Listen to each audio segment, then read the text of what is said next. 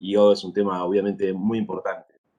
Nosotros incluso decidimos colocarlo acá porque, digamos, no habría otra forma de entender tal vez la absorción y la digestión de alimentos, pero tampoco la metabolización de drogas, fármacos tóxicos, etcétera, sin entender, digamos, el funcionamiento mínimo del hígado, ¿sí? Entonces, la intención es dar mínimamente, digamos, la anatomía básica con sus relaciones básicas, la histología, ¿sí? Que tiene acá una función muy importante, y las funciones fundamentales, también algunas de las cuales ustedes seguramente las habrán visto en alguna otra materia, muchas de ellas, digamos, porque cumple tantas funciones que se esparce, digamos, por toda la carrera, ¿no? El tema del hígado. Así que, bueno, la intención es comenzar con este tema. Vamos a ver si podemos compartirles. Bien, ahí están viendo, ¿verdad? Sí, profesor. Bien, entonces comenzamos con morfofisiología hepática. Primero, recuerden la primera clase, cuando nosotros hablamos de la división en 9 cuadrantes, ¿sí? Del abdomen, reconocer que el hígado fundamentalmente, como se ve en la figura de la izquierda, pasado a la derecha, está en el hipocondrio derecho, ¿sí? Pero extendido epigastrio, incluso, fíjense que el lóbulo izquierdo, ¿sí? Una punta, digamos, de ese lóbulo izquierdo está casi en el hipocondrio izquierdo. Por supuesto, mayormente está escondido, ¿sí? Debajo de las costillas, ¿sí? Entre la séptima y la 11ª costilla derecha, ¿sí?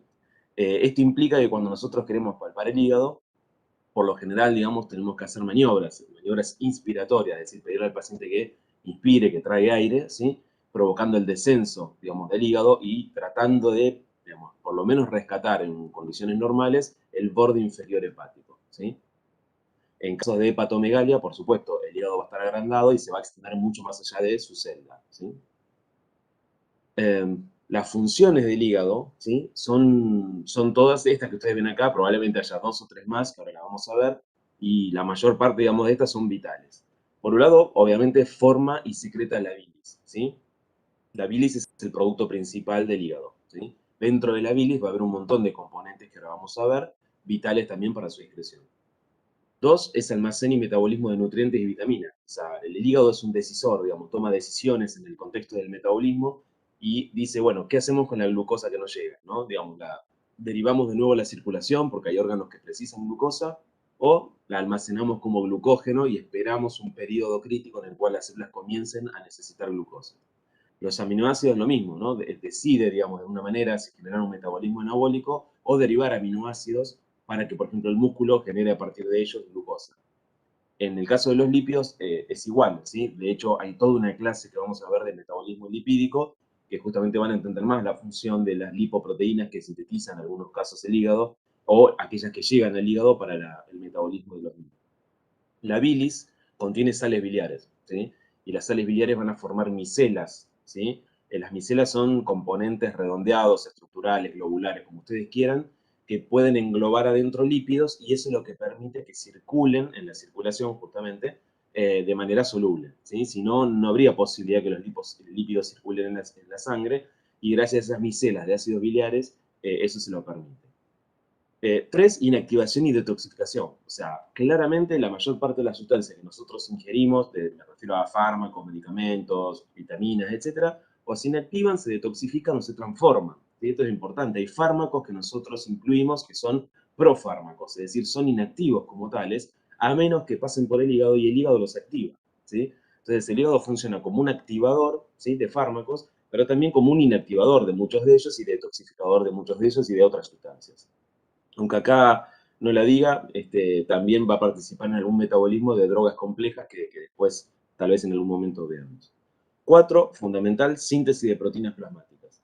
Acá está, obviamente, la mayor parte de las proteínas de la sangre, la albúmina es la más abundante, y cobra importancia porque cuando tenemos disfunción hepática o insuficiencia hepática, ¿sí? La disminución de la albúmina en sangre, eso va a provocar disminución de la presión oncótica y por lo tanto la aparición de edemas generalizados.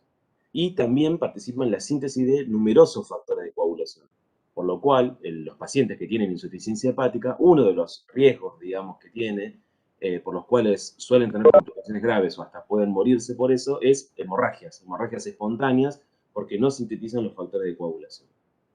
La función 5 que pusimos es protectora, ¿sí? El hígado a través de sus sinusoides, ¿sí? Que son como especie de capilares, pero que van a ver ahora qué características tienen histológicamente. Ahí tienen células especiales macrofágicas como la célula de Kaplan, ¿sí? Entonces, todos los microorganismos que entren y que tengan que pasar por ese filtro, de alguna manera van a ser detectados y destruidos por estas células. Y sexto, como dice acá, ¿sí? Con excepción de los lípidos, que primero pasan a los linfáticos y luego a la circulación general, todo lo que se absorbe, digamos, a través de los alimentos, no todo lo absorbido, directamente pasa a la circulación y el primer lugar donde van a parar es el hígado, ¿sí? Que es el decisor, como dijimos antes. Acá tienen en una imagen, ¿sí? El hígado, ¿sí? Se ve bien, ¿sí? Obviamente, aunque acá ustedes vean en este plano los riñones son retroperitoneales, por supuesto, el hígado no, ¿sí? Fíjense en este caso la altura exagerada que parece en la imagen, ¿no? Parece como si llegara desde la altura del diafragma prácticamente a la pelvis, ¿está bien? Es una exageración de la imagen, ¿sí? No, no es así en general, ¿sí? Y lo que sí es importante es recordar, obviamente, que acá está el diafragma, lo están viendo, hay un espacio virtual entre el diafragma, ¿sí? Y la región superior del hígado, que es una superficie muy lisa, ¿sí? Que se llama espacio subfrénico. En ese espacio no hay nada, ¿sí? Obviamente, ¿sí? Pero a veces colecciones de sangre, pus, infecciones, etcétera, pueden acumularse en esta región y se va a llamar colección subfrénica, ¿sí? O sea, si es pus, será absceso subfrénico, ¿está bien? Que se acumulan ahí. Como se acumulan en esta zona, suelen irritar el diafragma, ¿sí? Más allá de las molestias que ocasiona, y eso suele ocasionar hipo, ¿sí? Hipo como una de las manifestaciones clínicas. Y acá, ¿sí? En un dibujo, ahí está el hígado, ¿sí? Hacia atrás ven el riñón, ¿sí? Ven que entre el hígado y el riñón, ¿sí? Hay digamos, una celda, si ustedes quieren, subhepática, ¿sí? Receso celda subhepática, ¿está bien? En algunos casos, ¿sí? En la región más posterior, ¿sí? A eso se lo llama receso hepatorrenal o bolsa de Morrison. Y lo más importante para nosotros es, obviamente, el hígado, a pesar de que tiene cierto desplazamiento, como dijimos, gracias a los movimientos inspiratorios y expiratorios, obviamente está fijado, tiene medio de sujeción, medio de anclaje al resto de los órganos en la pared del hígado. El principal, perdón, que acá no lo nombré, acá están viendo, ¿sí? Este ligamento que divide, ¿sí? Al hígado en un lóbulo izquierdo y en un lóbulo derecho, ¿sí? Y en esta imagen se ve bien, ¿sí? Este es el ligamento redondo, ¿sí? Es un vestigio, digamos, en principio, que divide al hígado en un ligamento, perdón, en un lóbulo izquierdo y un lóbulo derecho. Pero aparte de este, ¿sí? Fundamental, acá tienen el ligamento triangular derecho y el ligamento triangular izquierdo. Se los voy a mostrar, ahí está, hacia el otro lado, ¿sí?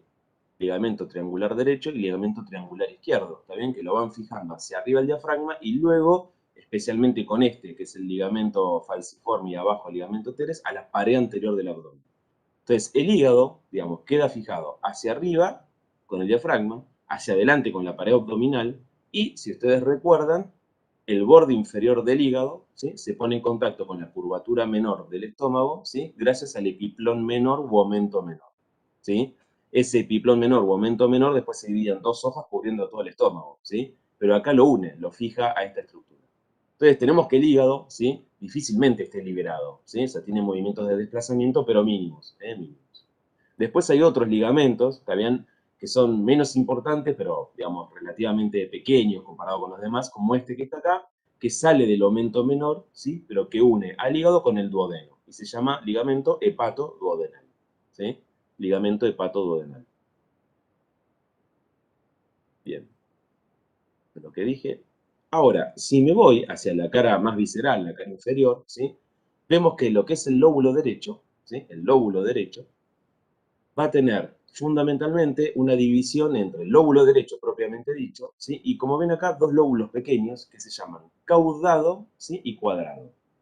¿Está bien? Esa división entre lóbulo caudado, ¿sí? Y lóbulo cuadrado, ¿sí? Con el resto del lóbulo derecho, la da la impresión que deja la vesícula biliar con su conducto, ¿sí? La tríada portal, que ahora vamos a ver que está formada por la arteria hepática, la vena porta y el conducto hepático común, ¿sí?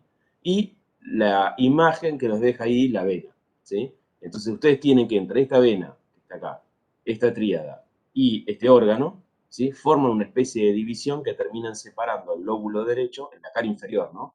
en el lóbulo caudado y el cuadrado, ¿sí? Los dos forman parte del lóbulo derecho igual. ¿Y por qué esta división? Digamos, porque lo que llamamos tríada portal, que va a ser la arteria hepática ingresando al hígado, la vena porta ingresando al hígado y la salida del conducto hepático, ¿sí? La salida del conducto hepático, esa es la tríada portal. Apenas ingresen, ¿sí? La arteria hepática y la vena porta, van a dar ramas para cada uno de los lóbulos, o sea, el izquierdo y el derecho, y luego, ¿sí? Esa rama que se va para el lóbulo derecho o la que se va para el lóbulo izquierdo, va a dar ramas para cada uno de los sectores lobulillares, para cada uno de los lobulillos, ¿sí? Y ahora vamos a ver qué ocurre, ¿sí? Cuando una arteria hepática, que acá la tienen en rojo, y una vena porta, o sea, una ramita, ¿no? De la arteria hepática y la vena porta, y ingresan a ese lobulillo, ¿sí? ¿En qué se convierten una vez que ingresan a ese lobulillo? Perdón, esto es una imagen, ¿sí? Segmentaria. El hígado, justamente por la división que tiene, por estas ramas que tiene de la vena porta, se lo divide, obviamente, ¿sí? En diferentes segmentos. En general, nosotros no le solemos dar demasiada importancia, ¿sí? Pero muchas tomografías, resonancias y obviamente los cirujanos le dan muchísima importancia a esta división segmentaria, porque cuando uno ve una imagen, digamos, en el hígado, en un determinado lugar, por lo general bien informada, ¿sí? Se ve una imagen en el segmento 8, ¿está bien? Entonces, bien informada de esta manera. No es igualmente muy difícil de ver porque prácticamente sigue como si fueran las agujas del reloj, ¿sí? Ven que van desde el 2, digamos, el 1 estaría acá en el medio, y se va 2, 3, 4, o sea, sigue las agujas del reloj hasta el centro de nuevo, ¿sí? Así que no es muy difícil desde abajo, ¿sí? Hacia arriba, como un reloj, denominarlos, ¿sí? Nadie de nosotros le va a pedir esto, pero probablemente en cirugía sí les pidan el reconocimiento de los lóbulos, ¿sí? Entonces les decía, ¿sí? Que el flujo sanguíneo hepático va a estar dado por dos, o sea, es, digamos, por dos ramas, digamos, por dos estructuras. Por un lado, la arteria hepática, ¿sí? La arteria hepática contribuye con un 20% al flujo sanguíneo hepático, ¿sí? Y la vena porta, por el otro, ¿sí? Contribuye con el 80% de la circulación que llega al hígado, ¿sí? La vena porta es tributaria, o sea, trae todo, ¿sí? Desde el vaso, digamos, la parte inferior del esófago, el estómago, el intestino delgado, parte del grueso, ¿sí? Diferentes órganos. Entonces, es muy importante la entrada de la vena porta porque trae todo lo absorbido, digerido, etcétera, hacia el hígado, ¿sí? Entonces, como dije, la vena porta aporta el 80% y la arteria hepática el 20%. Ahora, la cantidad de oxígeno, ¿sí? Que aporta cada una es 50 y 50, ¿sí? O sea que el oxígeno que recibe el hígado, el 50% viene de la arteria hepática y el 50% de la vena porta, ¿sí? Eso es lógico, obviamente, porque uno es una arteria y el otro es una vena, ¿sí? De ella. Ahora, si ustedes se fijan bien acá, acá tienen la rama de la arteria hepática en rojo, ¿sí? La rama de la vena porta, ¿sí? En celeste o en azul, y ven que cuando entramos ya al lobulillo hepático, que es la estructura histológica, ¿sí? La sangre se mezcla. La sangre procedente de la arteria hepática y la vena porta se mezcla en esta estructura que se llama sinusoide hepático, ¿sí? Sinusoide hepático. Es decir, que el sinusoide hepático contiene la mezcla de las sangres, ¿sí? Portal y hepática, ¿sí? Y es ahí, en ese sinusoide, donde ustedes van a ver estas células de Kapfer, las células del sistema retículo endotelial, que son células macrofágicas y presentadoras de antígenos, ¿sí? Eso es lo importante. Y a ambos lados de los sinusoides van a ver estas cadenas de hepatocitos, ¿sí? Que sería la célula principal del hígado, los hepatocitos. Ahora vamos a ver bien más de cerca esto. Una cosa importante, ¿sí? Más que todo para entender después, mucho más adelante, el funcionamiento de los fármacos en hipertensión portal, es que la arteria hepática y la vena porta tienen receptores, ¿sí? La arteria hepática tiene receptores alfa 1, ¿sí? Para, obviamente, catecolaminas, y en ese sentido son vasoconstrictoras, y tienen receptores beta 2, ¿sí? Para catecolaminas, en las cuales son vasodilatadores. Y la vena porta tiene receptor alfa 1, ¿sí? Vasoconstrictor. Entonces, hay una regulación del flujo, ¿sí? De entrada de sangre hacia el hígado a través del sistema simpático, ¿sí? Ya sea dado por el alfa 1 o el beta 2, como dijimos. Y de hecho esto se utiliza muchas veces para drogas que se utilizan en la hipertensión portal, ¿sí? Que ustedes van a ver seguramente adelante en la carrera. Esto le voy a mostrar directamente en el dibujo que es más fácil. Como dijimos, la vena porta, ¿sí? Es uno de los tributarios del hígado, ¿sí? 80% del flujo viene de allí. Ahora, la vena porta, hay que recordar que se forma de la vena esplénica, ¿sí? Que se llama así porque viene del vaso, obviamente, y de la vena mesentérica superior, ¿sí? La vena mesentérica superior trae la sangre procedente de la mayor parte del intestino delgado, ¿sí? También de estómago y del páncreas, ¿sí? La vena esplénica, ¿sí? Recibe como tributaria a la vena mesentérica inferior, que también trae, obviamente, de diferentes porciones del intestino grueso, ¿sí? Y del intestino delgado una partecita chiquita, ¿sí? Entonces, ojo esto, porque en general, si bien en algunos libros dice que la vena porta se formaría por las dos mesentéricas y la esplénica, en la mayor parte anatómica, digamos, anatómicamente hablando, ¿sí? La vena porta se forma de la esplénica y la mesentérica superior, ¿sí? La esplénica recibe a la mesentérica inferior, ¿ok? Esa sería la definición más correcta. Por otro lado, ¿sí? El hígado recibe lo proveniente de la arteria hepática, ¿sí? Que viene de la aorta abdominal. En realidad viene del tronco celíaco, ¿sí? Que a su vez viene de la aorta abdominal, ¿sí? Entonces acá tiene las dos ramas y su procedencia, ¿sí? Fíjense una cosa, ¿no? Todo lo que es absorbido relacionado con proteínas e hidratos de carbono, ¿sí? En el intestino delgado, van a pasar a la vena porta y de la vena porta al hígado, ¿sí? Mientras que los lípidos absorbidos primero van a los linfáticos. Entonces, de los linfáticos van a ir a la circulación general y luego, recién de la circulación general, van a venir por la arteria hepática hacia el hígado. Esa es la diferencia fundamental, que mientras los lípidos no van primero al hígado, ¿sí? Sino que van a la circulación general, luego sí regresan al hígado, el resto, ¿sí? De los alimentos digeridos, ¿sí? Sí van directamente al hígado a través de la vena porta. Esta es una imagen mejor que las anteriores, ¿sí? Donde muestra lo siguiente. El lobulillo hepático, ¿sí? Tiene una estructura hexagonal, ¿sí? Una estructura hexagonal. En cada una de las puntas de ese hexágono hay una tríada portal. La tríada portal consta en esto que ustedes ven acá, es decir, en una ramita, ¿sí? De la vena porta, en una rama de la arteria hepática y un conductillo o canalículo biliar, ¿sí? La diferencia entre estas tres estructuras es que mientras la vena porta y la arteria hepática, ¿sí? Desembocan juntas formando los sinusoides y por lo tanto la sangre va desde la punta del hexágono, ¿sí? Hacia el centro, hacia la vena central, esa sería la dirección de la sangre, ¿sí? Es decir, de la vena porta y arteria hepática sinusoide y el sinusoide que drena en la vena central, ese lobulillo. El conductillo, el canalículo biliar, ¿sí? El sentido es inverso. Es decir, los hepatocitos, ¿sí? Drenan la bilis a ese canalículo, ¿está bien? Y sigue este camino, ¿sí? O sea, desde la región central hacia esa tríada portal. Entonces, como ven acá, tienen la rama de la vena porta y la arteria hepática formando el sinusoide hacia la vena central, ¿sí? Dividiendo esos sinusoides, las cadenas de hepatocitos, que en general son de 1 a 2 líneas de hepatocitos, como ven acá, ¿sí? Los hepatocitos pueden captar perfectamente todos los componentes que necesitan, digamos, de ese sinusoide, y por el otro polo, por el polo contrario, liberan la bilis, ¿sí? La bilis va a seguir el camino de los canalículos biliares, como ven acá, hasta el conducto biliar que forma parte de la tríada portal. Si lo vemos ahora en el hexágono que le habíamos comentado, acá tienen, ¿ven? En cada punta hay una tríada portal, ¿sí? En cada una de las puntas, ¿sí? Mientras la circulación de unos es hacia el centro, la de la bilis, obviamente, es hacia la periferia. ¿Vamos hasta acá? ¿Sí? Bien.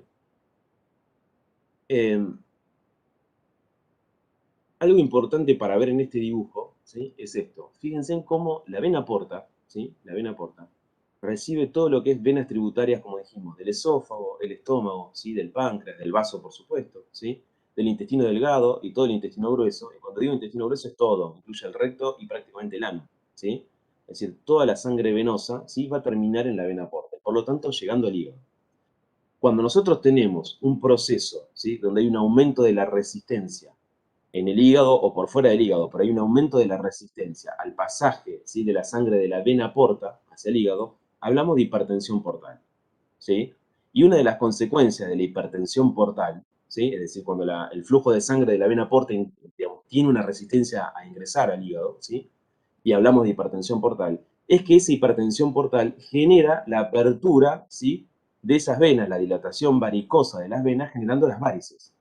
Y eso se puede ver como varices esofágicas, varices en el techo gástrico, o se puede ver clínicamente como hemorroides, ¿sí? Hemorroides internas, ¿está bien? Obviamente las hemorroides tienen múltiples causas, la mayoría son benignas, pero esto estamos hablando de una patología del hígado, ¿sí? Entonces, esto es interesante ver porque en este dibujo uno ya observa que cualquier trastorno en la circulación de la porta hacia el hígado va a originar trastornos, ¿sí?, en las venas de todo el sistema e incluyendo la apertura de circulación colateral a nivel periumbilical o a nivel del tórax, ¿sí?, pero cutáneo, ¿sí?, muy superficial. Otro dato importante es que nosotros recién dijimos que toda la bilis va a ir desde el centro del lobulillo, digamos, hacia la periferia, hacia la tríada portal, ahí es recogido por todos los conductillos hepáticos, ¿sí? Y finalmente la bilis va a drenar toda en un conducto hepático izquierdo y un conducto hepático derecho, procedente del lóbulo izquierdo y lóbulo derecho. Esos dos conductos hepáticos que ahora recogen toda la bilis del hígado forman el conducto hepático común. Y el conducto hepático común se va a unir al conducto cístico, que es de la vesícula biliar, para formar el colédoco. El colédoco va a ir primero por arriba, digamos, del duodeno, luego se va a meter por atrás de la primera porción del duodeno, y luego se va a desembocar en la segunda porción del duodeno, ¿sí? Es decir, que digamos, el producto final de la bilis, ¿sí?, va a llegar a la segunda porción del duodeno. Durante los periodos de ayuno, ¿sí?, o sea, entre las comidas, toda la bilis que va produciendo el hígado, ¿sí?, se va liberando y por una baja de presión que tiene la vesícula biliar, ¿sí?, y el conducto de entrada, todo eso va a ser drenado hacia la vesícula biliar. Es decir, la vesícula biliar funciona como un almacenamiento de la bilis que se va produciendo cuando no la necesito, cuando no necesito el intestino delgado. Esto genera que ese almacenamiento esté preparado para que el momento que estemos comiendo, ¿sí?, especialmente en comidas ricas en grasa fundamentalmente, eso provoca la liberación de una hormona, que vamos a ver más adelante, que es una hormona llamada CCK, colecistoquinina. La colecistoquinina es la hormona más importante porque provoca la contracción de la vesícula biliar, ¿sí? Y entonces toda la bilis ahora pasa desde la vesícula hacia el colédoco y el intestino delgado, ¿sí? Entonces, en los periodos en donde no comemos, estamos en ayuna, se almacenará en la vesícula biliar. En los periodos, obviamente, cuando estamos comiendo, la CCK provocará la contracción de la vesícula biliar y el drenaje de la bilis al colédoco. Esta es la imagen histológica. Prácticamente esto, si ustedes ven, llegan a ver un preparado histológico y no les dicen qué es muy fácil darse cuenta del hígado porque todo es así. Todo tiene estas estructuras, ¿sí? Fíjense, en el medio ven la vena central, ¿sí?, la vena central, y acá, ¿sí?, ese hexágono que habíamos visto antes, ¿sí?, que es el lobulillo. Fíjense que se ven los hepatocitos, ¿sí?, bien eosinófilos, irradiando como columnas, ¿sí?, desde el centro a la periferia o de la periferia al centro, como ustedes quieran, y todo lo blanco que ustedes ven entre esos cordones de hepatocitos son los sinusoides. Entonces fíjense en cómo los sinusoides están en íntimo contacto con los hepatocitos, ¿sí?, porque los sinusoides son justamente la sangre portal y hepática trayendo todos los nutrientes. ¿Sí? Acá se ve mejor la cadena de 1 o 2 líneas de hepatocitos y los sinusoides hepáticos, ¿sí? Y en esos sinusoides, con alguna tinción especial, podríamos llegar a ver las células de Kaplan, que están en los sinusoides hepáticos. Como dice acá, las placas de hepatocitos, ¿sí?, están separados por los sinusoides, y los sinusoides hay que recordar que están revestidos por un endotelio, ¿sí?, endotelio con procesos aplanados, ¿sí?, y fenestras, pero no tienen membrana basal. ¿Sí? Ahí tienen digamos, una célula aplanada, eso podría ser el epitelio del sinusoide, y como dije antes, no tienen membrana basal. Eso le permite una mayor comunicación entre el contenido del sinusoide con los hepatocitos. Bien, entonces, dijimos que el producto fundamental del hígado es la bilis, ¿está bien? Entonces, la bilis permite, por un lado, la excreción de sustancias, ¿sí?, muchas de ellas que no pueden ser excretados por sí mismos por los riñones, o sea, necesitan pasar primero por el hígado, ¿sí? Y también el hígado, digamos, una de sus funciones es participar en el proceso final de la digestión y absorción normal de los lípidos y el resto de los nutrientes, ¿sí? Cuando uno dice, bueno, ¿cómo está formada la bilis? Acá tienen un cuadro que diferencia la bilis procedente del hígado y de la vesícula biliar, ¿sí? ¿Por qué tiene diferencia? Porque la vesícula biliar, ¿sí?, tiene un alto poder de concentración de la bilis. ¿Por qué? Porque sus paredes reabsorben el agua. Prácticamente el 95% del agua que tiene la bilis dentro de la vesícula biliar va a ser reabsorbida, ¿sí? Va a ser reabsorbida. Entonces, en la vesícula biliar la bilis se concentra muchísimo, ¿sí?, enormemente, ¿está bien? Eso ocasiona que muchas sustancias aparezcan como aumentadas de concentración relativa. Pero lo que nos interesa a nosotros, si nos preguntan cuál es la composición de la bilis, es este cuadro, ¿sí? Es recordar que la bilis está formada en más de un 80% por agua, ¿sí?, en más de un 80% por agua. que luego tiene un 12% de ácidos biliares, que como dije, van a formar las micelas, que a su vez me van a permitir la absorción de los lípidos, ¿sí? También tiene lecitina y fosfolípidos, ¿sí? Lecitina y fosfolípidos. Y cuando ustedes estudian en cirugía cómo se forman los cálculos en la vesícula, van a ver que hay una tríada, ¿no? Cuando se hiperconcentran estos fosfolípidos o la lecitina, son parte característica de esos cálculos. También tiene colesterol, por supuesto, colesterol no esterificado, ¿sí? Tiene moco y tiene un componente fundamental que es bilirrubina. Aunque es poquito lo que tiene la bilis, 0,3%, ¿sí? La bilirrubina, para finalmente poder detoxificarse a través de los riñones, sí o sí tiene que pasar por el hígado. Entonces, es un componente esencial, digamos, que el hepatocito forme la bilirrubina y la vuelque en conjunto con el resto de los componentes en la bilis para que luego pueda excretarse en los riñones, ¿sí? Y por supuesto, obviamente va a tener en la bilis trazas de drogas, de metabolito de drogas, vitaminas, etcétera, ¿sí? Pero recuerden esta composición, que es la que suele preguntarse en los exámenes, que es la composición normal de la bilis, ¿sí? Composición normal de la bilis. Entonces, cuando decimos función metabólica, ¿sí? Y vamos a ver hidratos, carbono, proteínas y lípidos, ¿sí? Primero lo que decimos es lo que yo dije al comienzo, o sea, el hígado recibe la glucosa procedente de la circulación, ¿está bien? Y bueno, ahí toma la decisión, ¿está bien? O la almacena como glucógeno, ¿sí? Si nadie más la necesita. Esto va a ser favorecido por la insulina. Recuerden que la insulina tiene dos efectos.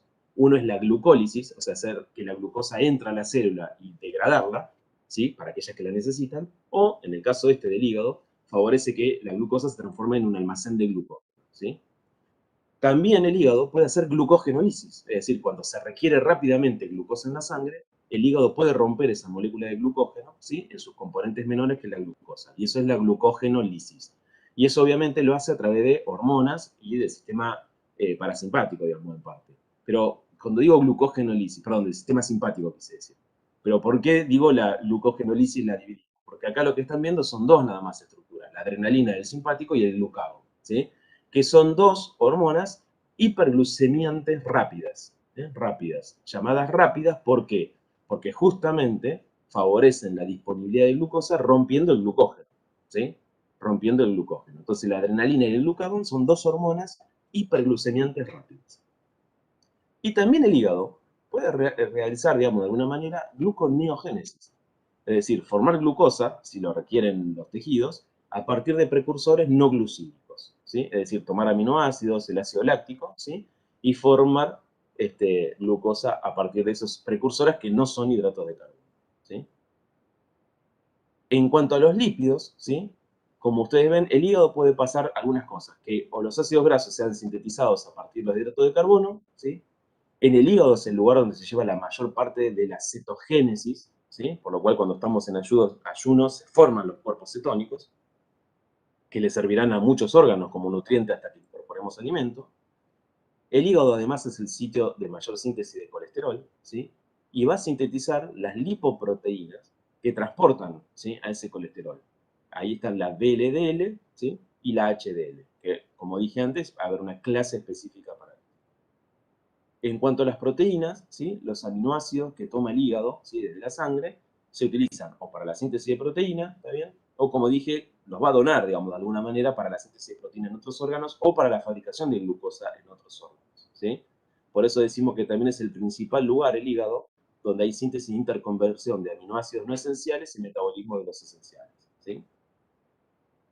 Perdón, y acá lo último importante es que el hígado también lleva a cabo la oxidación de aminoácidos, eliminando el nitrógeno, ¿sí? En forma de urea. El ciclo de la formación de la urea, el ciclo de la urea, se da también en el hígado. Bien, y esto es una cosa que seguramente los que cursan terapéutica lo habrán visto, ¿sí? En el metabolismo de los fármacos en el hígado, ¿sí? Nosotros hablamos de dos tipos de procesos de biotransformación hepática, las que son reacciones de fase 1 y reacciones de fase 2, ¿sí? Las reacciones de fase 1, por lo general, están mediadas por el sistema de citocromos, ¿sí?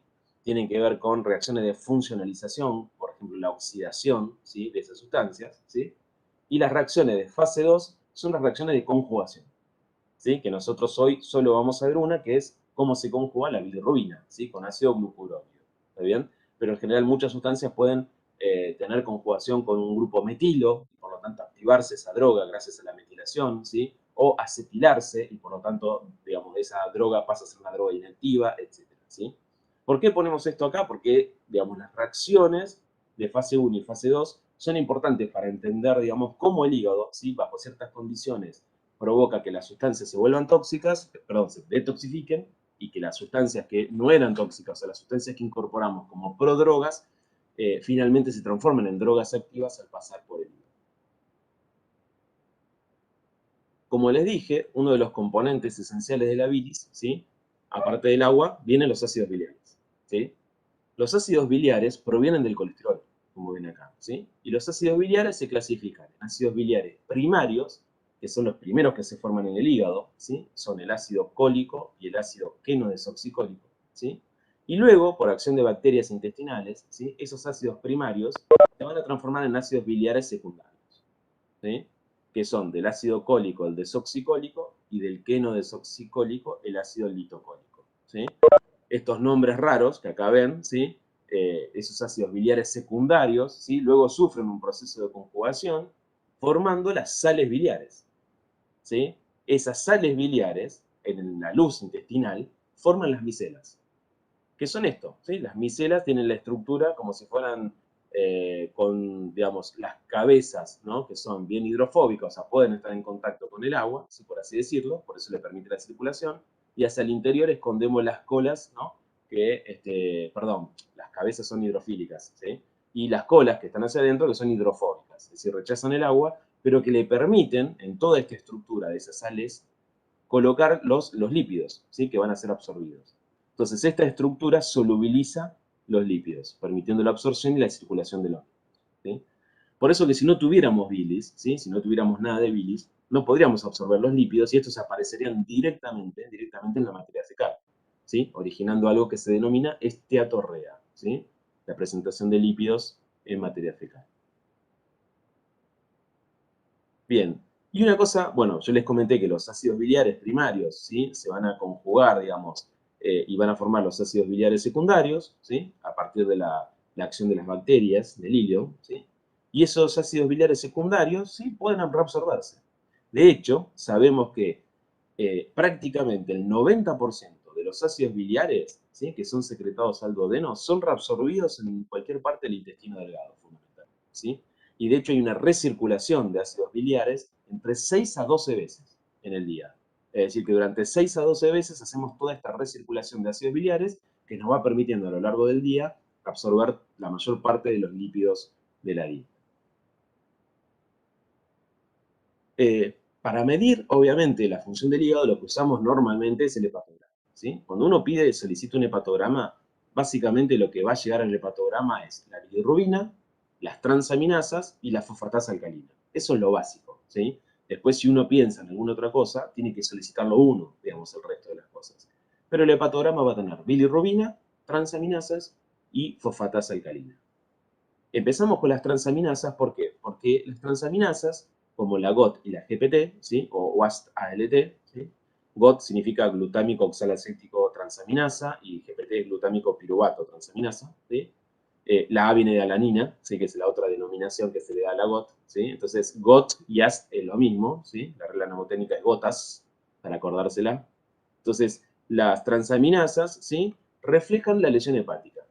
Toda vez que yo tengo transaminasas elevadas, estoy en condiciones de decir que eso es una hepatitis, ¿sí? Una inflamación del hígado, ¿sí? Después tendré que resolver yo si esa hepatitis es viral o es tóxica, etcétera, ¿está bien?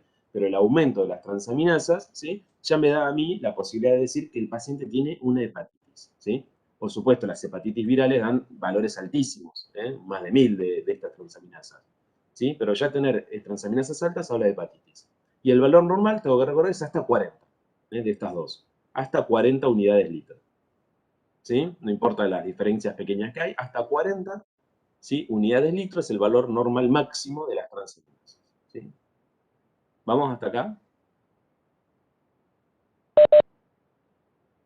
¿Sí? Bien.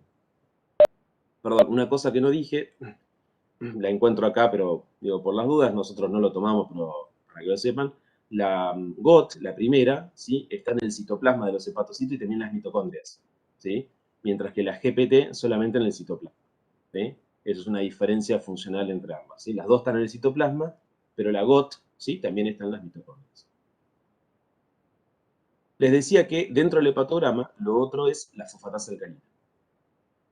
Y la fosfatasa alcalina, cuando está elevada, ¿no? Y esto procede del hígado, en general refleja lo que se llama colestasis, es decir, un proceso por el cual hay defecto en la circulación de la bilis, ¿sí? Eso es la colestasis. ¿Por qué digo si viene del hígado? Porque la fosfatasa alcalina no es el único lugar de producción del hígado, sino que también aparece como producto el hueso, el intestino delgado, riñones y otras estructuras, ¿sí? Fundamentalmente hay tres, digamos, el hígado, el hueso y el intestino delgado. Entonces, digamos, cuando yo tengo una fosfatasa alcalina sola, elevada, con bilirrubina normal y transaminasas normales, tengo que hacer la distinción si esa fosfatasa alcalina, ¿sí? Verdaderamente es hepática o en realidad procede del hueso del intestino delgado, ¿sí? Aclaraciones importantes son que cuando viene la fosfatasa alcalina del hueso, ¿sí? Es porque se está formando hueso, no porque hay lisis del hueso, ¿está bien? Eso es una cosa importante que uno recuerde clínicamente. Entonces, por ejemplo, si uno observa a un paciente con un tumor, ¿está bien? Con múltiples metástasis, ¿sí? Líticas en los huesos, es probable que no encuentre la fosfatasa alcalina elevada. Porque como las imágenes son líticas, ¿sí? De destrucción del hueso, ¿sí? Eso no genera un aumento de la fosfatasa alcalina, ¿sí? Ahora, si obviamente la fosfatasa alcalina está elevada, es porque nos está hablando que esas imágenes son blásticas, ¿sí? Es decir, está hablando de la formación osteoblástica del hueso. Esa es la razón también, como ponían ustedes por el chat, porque una mujer embarazada, obviamente, tiene fosfatasa alcalina normalmente elevada y un chico tiene fosfatasa alcalina normalmente muy elevada, porque está en proceso de formación ósea, y entonces obviamente esas son dos condiciones fisiológicas que también me tengo que acordar, no asustarme en una mujer embarazada o en un chico, tener fosfatasa alcalina muy elevadas porque eso es normal, ¿sí?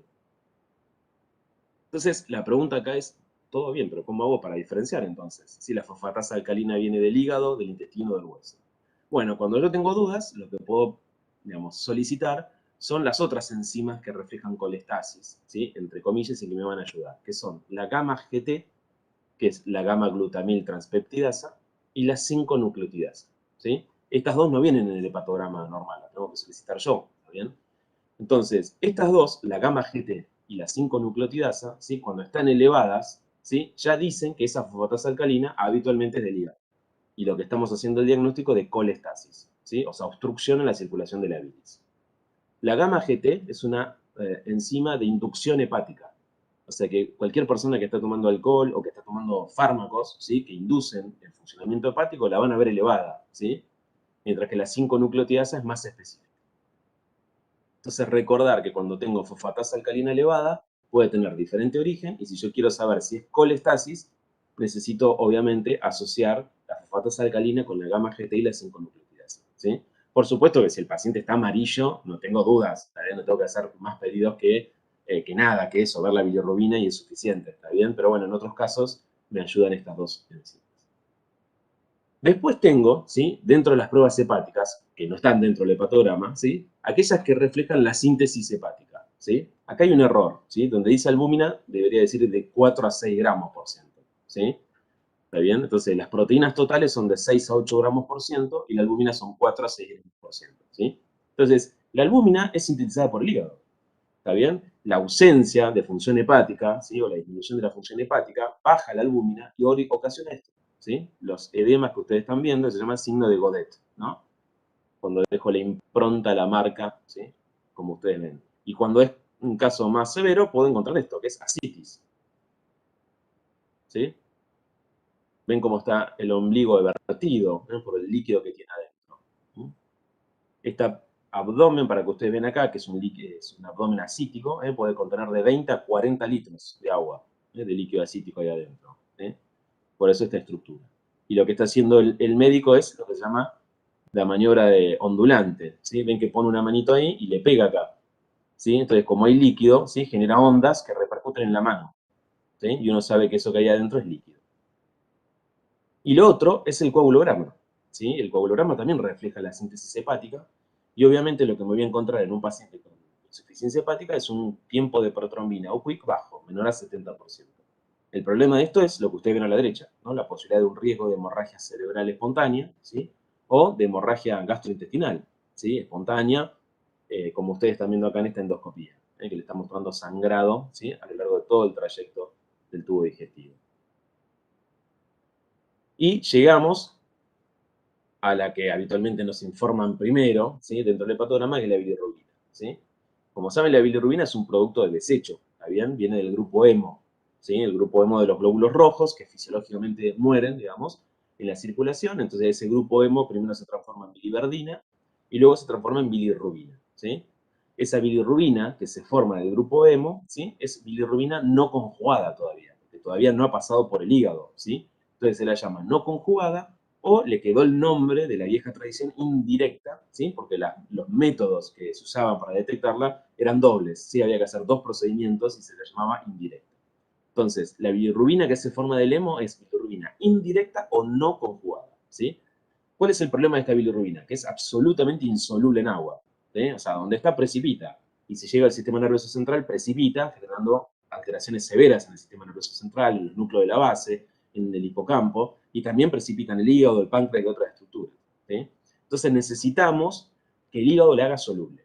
Para eso, esa bilirrubina no conjugada o indirecta, una vez que es captada por los hepatocitos, la conjuga. O sea, estaríamos en presencia de una reacción de fase 2, ¿sí? Del hígado, donde el hepatocito la conjuga con dos moléculas de ácido glucurónido y la transforma en bilirrubina conjugada o directa, ¿sí? Llamada así directa porque necesita solo un proceso, un paso del antiguo método de detección para detectarla.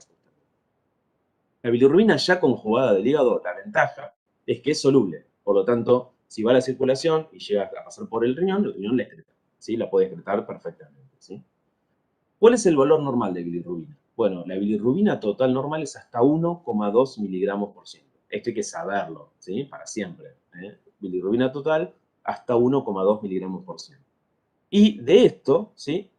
La mayor parte es indirecta o no conjugada. 0,8 miligramos por ciento hasta 0,8 miligramos por ciento es indirecta o no conjugada y 0,4 miligramos por ciento va a ser conjugada o directa. Entonces recordar que la bilirrubina total es hasta 1,2, la indirecta es la que predomina hasta 0,8 y 0,4 será la directa, ¿sí? Cuando el nivel de bilirrubina sobrepasa los 2 miligramos por ciento, aparece lo que ustedes ven acá abajo, que es la ictericia, ¿sí? Los 2 miligramos por ciento es el umbral ictérico. Es decir, empieza a impregnar mucosas, ¿sí? E empieza a impregnar la piel, generando esta coloración amarillenta que ustedes ven acá, y eso es ictericia. Entre 1,2 y 2 estamos en algo mal llamado, digamos, subictericia, está bien, pero digamos, el nombre la verdad que es malo, pésimo, pero bueno, se le llama así. Entre 1,2 y 2 se llama subictericia, ¿está bien? Donde hay muchas personas que tienen algunos trastornos congénitos de captación de la bilirrubina pueden tener esta bilirrubina ligeramente aumentada en ciertos momentos y no ser nada patológico, ¿sí? En absoluto, digamos, la persona vive normalmente. Bien, esto que ven acá, entonces el hepatograma, ¿sí? ¿Se acuerdan que dijimos era bilirrubina, ¿sí? Transaminasas y la fosfatasa alcalina, ¿está bien? Fíjense que acá la bilirrubina total dice 1,86 miligramos por ciento. ¿Esto qué está? ¿Normal? Bien, está aumentada, ¿sí? Aumentada. Y cuando está aumentada es a predominio de qué, ¿la indirecta o la directa? Fíjense, acá está la indirecta y la directa, ¿no?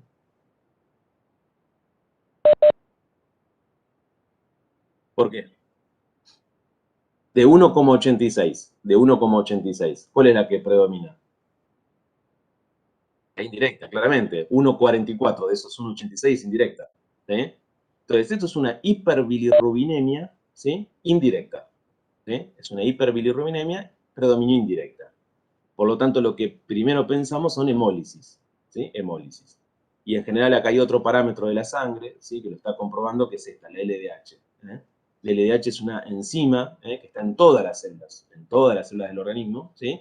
Es la láctico deshidrogenasa, y ven que está enormemente elevada, ¿sí? Los valores habitualmente son hasta 430, eso depende del laboratorio, pero fíjense que está elevada, y cuando yo tengo una LDH elevada significa citólisis, o sea, ruptura celular. Entonces acá justamente esto me está indicando que hay hemólisis, que hay hemólisis porque se están rompiendo glóbulos rojos, ¿sí? Pero es inespecífica esta enzima. Bien, les quería mostrar, esto ya lo dije, ¿se preocupa? No, mira, ahí decía hasta 130. En el hospital donde yo trabajaba es hasta, decía 270, pero eso depende del hospital. Por eso no les pedimos que sepan el valor, ¿viste? La bilirrubina sí, porque es universal. ¿Sí? Acá, viste, dice 130 porque es lo que toma los libros de fisio, pero vas a ver que en cada hospital puede haber variaciones. Entonces tenés que tomar la que dice el hospital.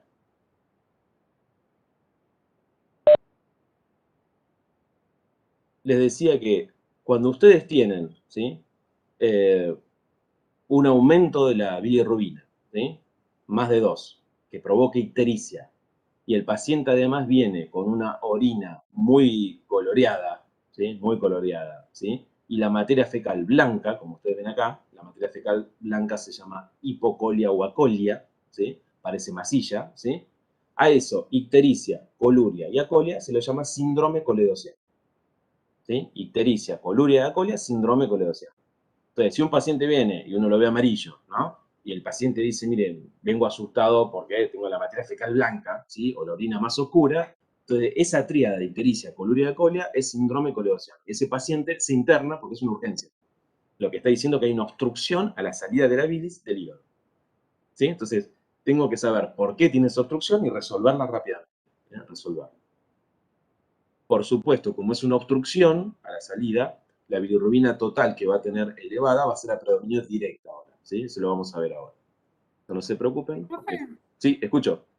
disculpa que te interrumpa. Síndrome, ¿cómo no escuché bien? Coledociano, Listo, gracias. ¿sí? Que no quiere decir que está obstruido el colédoco. ¿Está bien? Se confunde con eso. El síndrome coledociano es ictericia, coluria y acolia. Puede ser porque esté obstruido el colédoco, el conducto colédoco, o puede ser porque esté obstruido el conducto hepático, ¿sí? O porque tenga un problema en los canalículos biliares, los conductillos biliares del hígado, ¿sí?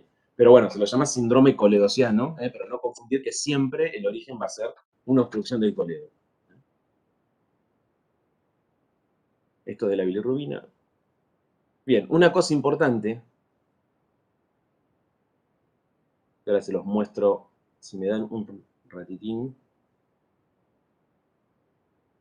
denme un segundito, por ahí se ve mejor.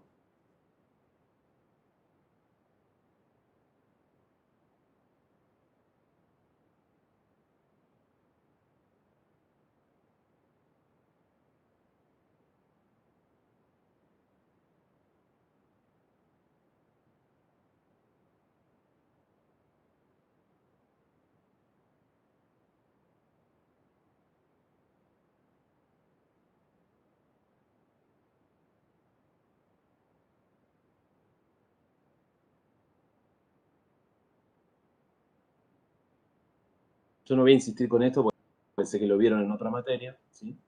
Eh, pero para entender las ictericias, bueno, esto ya lo había dicho, recuerden que todos los glóbulos rojos senescentes, ¿no? Pasan, digamos, el grupo hemo, ¿sí? Va a ser captado, digamos, por el sistema reticulo endotelial, es convertido el hemo en biliverdina, que tiene el aspecto verde, por supuesto, y luego por una reductasa en bilirrubina. Esa bilirrubina se llama indirecta o no conjugada. ¿Se acuerdan? Es la primera, la que todavía no pasó por el hígado. El 80% de esa, de bilirrubina, procede de los glóbulos rojos, entonces, que han muerto, ¿no? Que han fallecido, por así decirlo. Bien, esto ya lo vimos. Esa bilirrubina indirecta o no conjugada, ¿sí? Se une a la albúmina. Esto es importante, ¿sí? Porque es insoluble en agua, como dijimos. Entonces no la podemos eliminar fácilmente por el riñón, y menos cuando se une a la albúmina, ¿está bien? Justamente porque no hay infiltrado de proteína, ¿está bien? Entonces, así como está, ¿sí? Es captada y removida por el hígado, ¿sí? Una vez que entra al hígado por transportadores específicos, ¿sí? Por transportadores específicos, el hepatocito se va a encargar de conjugarla con ácido úrico, ¿sí? Y una vez conjugada, ¿sí? A esa bilirrubina la vamos a llamar bilirrubina directa o conjugada, ¿sí? Como ustedes quieran llamarla, digamos, según la clasificación. ¿Por qué decimos esto?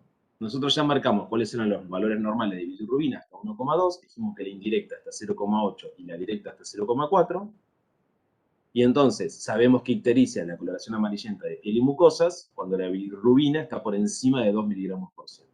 ¿Sí? En la definición de ictericia tengo que decir todo esto. Eso también es una cosa que yo me olvido a veces de decir, pero en general uno dice, la ictericia es la coloración amarillenta de piel y mucosas. No, eso no es, digamos, la definición de ictericia, porque si fuera así, yo me pinto de amarillo y ustedes tendrían que decir que es ictérico. ¿Sí? sino que la ictericia es la coloración de amarillenta de piel y mucosas por aumento de la bilirrubina más allá de los 2 miligramos por ciento. ¿Sí? Entonces esa es la definición completa. Acá ven pacientes, claramente, ¿sí? Con ictericia. Miren que vamos a poner. Bien, esto lo que les decía es que en condiciones normales esa bilirrubina conjugada, ¿sí? O sea, ya ha pasado por la transformación del hígado, ¿sí? Va a llegar al intestino. ¿Está bien? Y las bacterias intestinales se van a encargar de transformar esa bilirrubina conjugada en urobilinógeno, ¿sí? Que puede, digamos, reabsorberse e irse a excretar por el, digamos, por el riñón y dar el color a la orina, el color que conocemos de la orina, ¿sí? O en la luz intestinal, ¿sí? Se transforma en éster cobilinógeno, ¿sí? El éster cobilinógeno es lo que le da el color a la materia fecal, ¿sí? Es lo que le da el color a la materia fecal. ¿Me siguen hasta acá o no? Entonces, ya sé que si yo tengo una obstrucción, ¿sí? Por ejemplo, en el colédoco, como no voy a tener bilirrubina, digamos, dentro del intestino delgado, ¿sí? Entonces no voy a tener ni buena coloración de la orina, o sea, va a pasar otra cosa con la coloración de la orina, ¿sí? Que va a estar coloreada, pero no por esa bilirrubina en sí, porque no está llegando ahí, ahora lo vamos a ver. Y lo otro que voy a tener, perdón, es la acolia, ¿no? Que es la falta de pigmentación de la materia fecal, ¿sí? Entonces, como les dije antes, la oxidación del urobilinógeno produce urobilina, ¿sí? Que le da el color amarillo característico a la orina, y esa misma sustancia, ¿sí? Se forma el estercobilinógeno, digamos, se forma estercobilina que le da el color a la materia fecal. El urobilinógeno y estercobilinógeno son la misma sustancia, ¿está bien? O sea, tienen el nombre diferente porque una está en la orina y otra en la materia fecal, nada más, pero son la misma sustancia que por oxidación a una la llamo urobilinógeno, urobilina, y a la otra estercobilinógeno, estercobilina. Bien, ahora, vamos por acá. Esto ya está. Las ictericias, entonces las puedo clasificar en prehepáticas, hepáticas o poshepáticas, ¿sí? Y si no, las puedo clasificar según el predominio, ¿sí? Que esto es lo que yo voy a hacer, digamos, porque en general yo tengo un paciente ictérico, le pido el hepatograma y tengo que determinar y decir, este paciente tiene una ictericia a predominio directa o a predominio indirecta, ¿sí? Esto es lo primero que voy a decir. Y obviamente las puedo clasificar por la resolución, médicas o quirúrgicas. Por lo general todas las prehepáticas, digamos, las hepáticas son de resolución médica y las poshepáticas suelen ser de resolución quirúrgica. Entonces, no importa las causas, nosotros no les vamos a tomar causas de cada una, pero ¿cuál es la causa más frecuente de una ictericia prehepática? ¿Sí? La hemólisis excesiva. ¿Sí? Cuando yo tengo una hemólisis excesiva por cualquier patología, eso genera un aumento de la bilirrubina indirecta y por lo tanto ese aumento de la bilirrubina indirecta va a hacer que el hígado tenga que trabajar más, va a formar más bilirrubina directa, por supuesto, por lo tanto las dos van a estar elevadas, pero lo que predomina es la indirecta, claramente. ¿Sí? Como voy a tener mucha bilirrubina directa también, ¿sí? Obviamente que la materia fecal va a estar coloreada, ¿está bien? Y la orina también, ¿sí? Va a tener su color aumentado, digamos. Pero es producto de que un hígado está trabajando, digamos, exageradamente porque recibe más bilirrubina indirecta. Entonces ahí tienen las hemólisis, a veces en las grandes transfusiones de glóbulos rojos, cuando se reabsorben hematomas, esto es interesante, un paciente tiene politraumatismo, ¿no? Y se reabsorben los hematomas, eso también, digamos, va generando un aumento de la bilirrubina, que no hay que asustarse, es normal, ¿sí? Y después hay patologías, algunas benignas, como el síndrome de Gilbert, ¿sí? Ahora tengo la hepática, ¿sí? La hepática es, obviamente, como su nombre le indica, cuando tengo un daño en el hígado, ¿sí? Entonces, ¿qué puede pasar acá? Que el daño en el hígado sea que el hígado no puede captar la bilirrubina indirecta correctamente, o sea, lo hace muy lentamente. Por lo tanto, digamos, esto va a ocasionar, ¿sí? Que se acumule esa bilirrubina indirecta, o que el hígado tenga problemas, digamos, de alguna manera en el metabolismo de esa bilirrubina, o que tenga un problema en la excreción, ¿sí? Entonces acá estamos en un problema, porque las ictericias hepáticas van a cambiar el hepatograma dependiendo de dónde esté el trastorno, ¿sí? No es lo mismo un hepatograma con un trastorno por déficit en la captación, que por un déficit en la conjugación, que por un déficit en la excreción, ¿sí? Entonces a veces es muy complejo decir cómo va a estar el hepatograma porque tiene un patrón a veces diferente según la patología, ¿sí? Por supuesto, perdón, cuando hablo de ictericias hepáticas, sin lugar a duda, lo que uno tiene que tener en la cabeza primero es la cirrosis hepática, ¿no? Cuya principal causa es el alcohol. Y después, ¿sí? Tengo las poshepáticas. En las poshepáticas es más fácil, digamos, entenderlas porque toda la bilirrubina conjugada del hígado no puede, por obstrucción, drenarse al intestino delgado. Por lo tanto, si no hay bilis en el intestino delgado, ¿sí? No va a haber estercobilinógeno, materia fecal blanca, ¿sí? Y no va a haber urobilinógeno, ¿sí? Entonces la orina tiene el aspecto caoba, ¿sí? Toda esa bilirrubina directa refluye a la sangre, ¿sí? Y la bilirrubina directa, que está incrementada, se va a excretar por el riñón, ¿sí? Que es lo que le da ese color caoba. Y acá en las poshepáticas siempre primero son las litiasis, o sea, los cálculos en el colédoco, ¿sí? Pero también puede ser tumores de los conductos biliares o tumores de la cabeza del páncreas o las colangitis, ¿sí? Como causas. Esas son todas de resolución quirúrgica, ya sea endoscópica o cirugía abierta. Denme un segundito.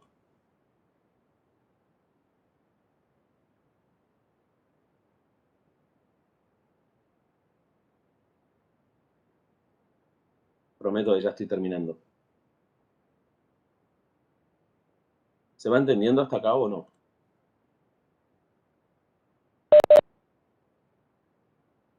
Profe. Profe, una duda, ¿le puedo preguntar? Sí, obvio. O sea que en la poshepática, si no entendí mal, es en la única que vamos a tener la colia. Sí. Cuando Bien. vos tenés acolia, prácticamente tenés que pensar en tu cabeza es poshepática. O sea, es una Ok. obstrucción en algún lado. Bien. Bien. Profe, Sí, sí. yo tengo la misma duda que Luciano, porque estaba revisando esto de la bilirrubina en blanco y decía que por agotamiento hepático puede tener una condición con acolia, como casi acolia, y con nada de pigmento también en la orina, como Sí, una claro, falla pero vos estás total. hablando. Sí. Está muy bien, eso lo dice ¿Puede el blanco, ocurrir? ¿verdad? Porque si vos tenés una insuficiencia hepática cuasi terminal, ¿sí? Y el hígado no conjuga, ¿está bien? Si no conjuga, en realidad vas a tener bilirrubina indirecta elevada, digamos, etcétera, pero no va a haber otro tipo de formación. Ahora, lo que el blanco hace referencia cuando dice eso, te digo por las dudas, porque yo también lo leí de ahí en algún momento, es que cuando vos tenés un proceso donde se enlentece el proceso de conjugación, ¿sí? Pero hay mucha bilirrubina indirecta, ¿sí? Mucha bilirrubina indirecta, puede pasar en algunas condiciones que el paciente se fije y tenga la materia fecal blanca, pero es transitoria, alterno. Tiene materia fecal con hipocolia, después con materia fecal cuasi normal, ¿se entiende? Cuando hablamos de obstrucción, por ejemplo, por un cálculo en el colédoco, en general el paciente claramente refiere, mira, la materia fecal es blanca, no hay duda, ¿está bien? Y uno está en la internación y la ve blanca, o sea, no hay duda de eso, ¿está bien? No cambia eso, porque ahí sí lo que falta absolutamente es la materia prima para la coloración de la materia fecal, ¿sí? En las hepatitis virales, por ejemplo, es muy común, digamos, ¿no? Que uno vea que está la orina coloreada, digamos, ¿no? Que incluso parezca Coca-Cola, ¿no? Ese color Coca-Cola característico, y que por ahí el chico tenga una materia fecal que va entre hipercoloreada, un poco hipocólica, etcétera, ¿está bien? Pero eso por una cuestión del funcionamiento hepático en ese momento. Y lo que va a definir cómo va a quedar es la función hepática. Por lo general, mayor parte de las hepatitis recuperan perfectamente, pero en aquellas que quedan con trastornos crónicos puede tener algo de lo que vos decís. Por eso blanco de bioquímica, ¿no? El blanco de bioquímica, cuando dice esto, hace referencia a ese tipo de agotamiento, esos que son transitorios por algunas hepatitis. ¿Sí? Lo Gracias, digo profe, porque yo muchísimas también lo leí gracias.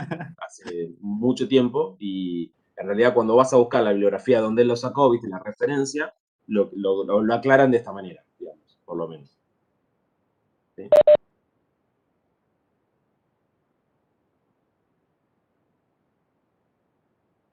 Claro, porque no tenés, claro, no tenés bilirrubina, no tenés bilis en el intestino delgado, no llegó.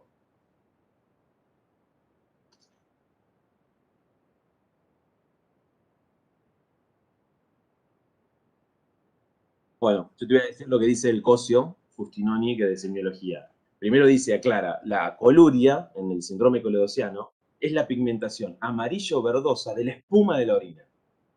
¿Sí? O sea, nunca habla de la orina en sí, sino que dice es la coloración amarillento-verdoso de la espuma de la orina. Eso dice Cosio. Que se debe a la presencia de pigmentos biliares aumentados, por esa bilirrubina directa que refluye y directamente pasa en aumento a la orina. ¿Se entiende?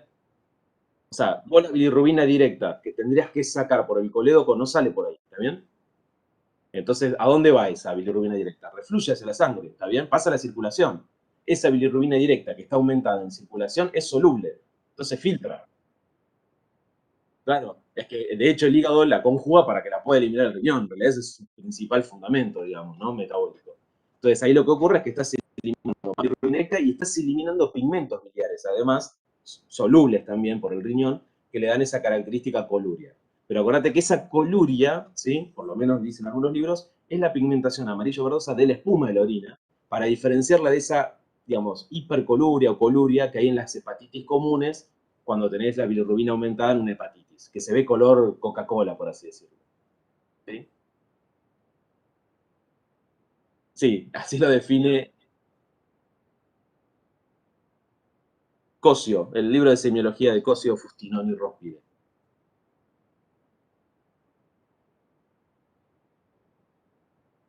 Claro, claro, claro. Siempre acordate que la bilirrubina es un producto de desecho. O sea, yo me la quiero sacar de encima, ¿está bien? La indirecta, ¿no? Entonces, para eliminarla por el riñón no tengo otra que conjugarla. No hay otra. Por eso tiene que pasar por el hígado.